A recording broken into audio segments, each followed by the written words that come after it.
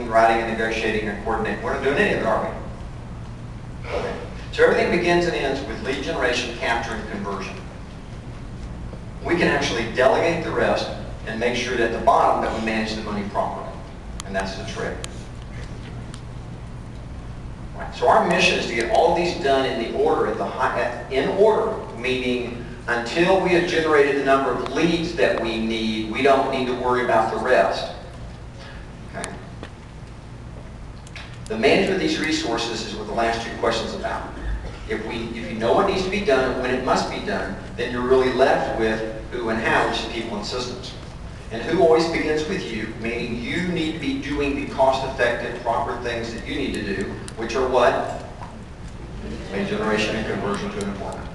Now, see, the studies are very clear on this. NAR does these studies annually. And you do realize that buyers and sellers rarely talk to more than two people. Statistically, nationally, they rarely talk to more than two people. Then where's the battle? Is it at the table or is it getting the appointment? Getting the appointment. Statistically, it's getting the appointment. At the table, if you're professional and you know your scripts and dialogues, you will be hired. Right? If you know your scripts and dialogues. So there's two people that you employ. You employ directly and indirectly. We've had that conversation. Okay? Understand that the discussion we're having here is when we're talking about people in your life, we're talking about talent. Now, I don't want to play the victim card here, but I do want you to understand that at some point, you cannot succeed alone.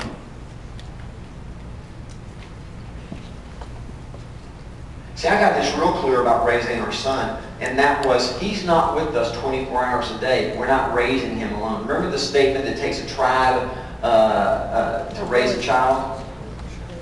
It took me a little while to actually get it and see that, and then I realized that he's actually being raised by his friends, the parents of his friends, the coaches, the teachers, and this is a community that his mother and I had to invest time and energy in order to surround him with those people. Okay?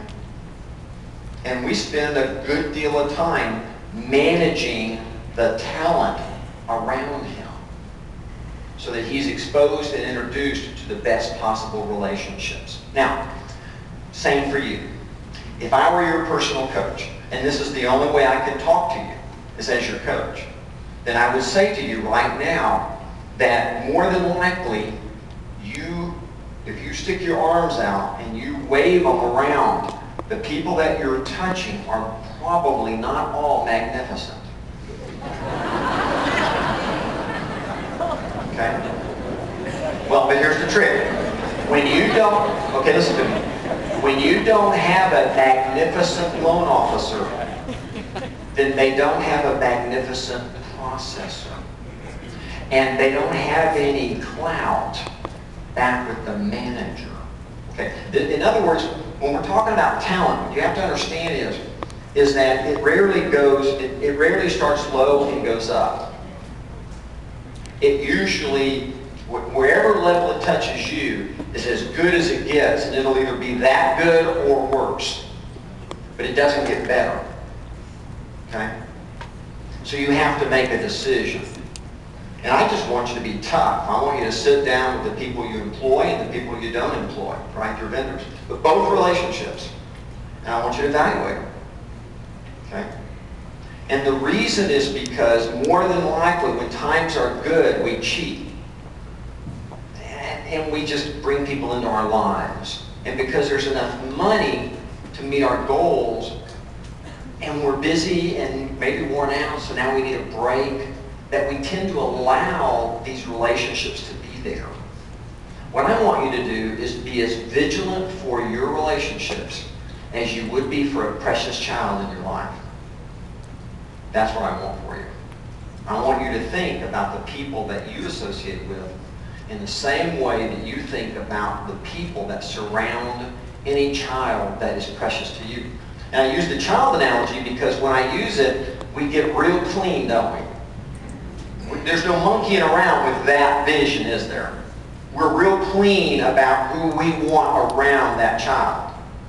And my point to you is I feel the same way about that, about you, as you are about that child. I don't want to see bad relationships. I want to see you touching gold.